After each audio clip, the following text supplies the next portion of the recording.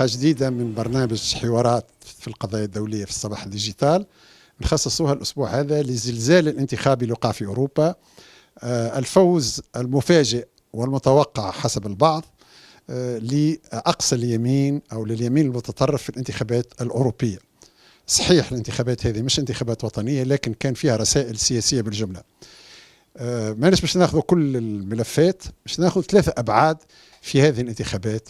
شنو انعكاساتها الإقليمية والعالمية، خاصة ملفات اللي تهمنا نحن، الصراع العربي الإسرائيلي، حرب أوكرانيا والانتخابات الأمريكية، وشنو انعكاساتها خاصة على ملف الهجرة والشراكة الاقتصادية اللي عمال تقدمت العلاقات فيه إيجابا مع الاتحاد الأوروبي بعد برشلونة رغم التعثر.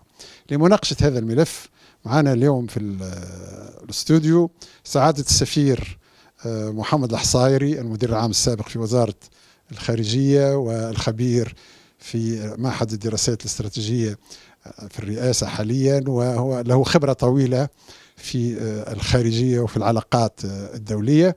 والأستاذة سامية المالكي، الأستاذة الجامعية والخبيرة في السياسة الدولية والناشطة في المجتمع المدني العالمي وعام منظمات كثيرة تابعة للأمم المتحدة والمجتمع المدني العالمي.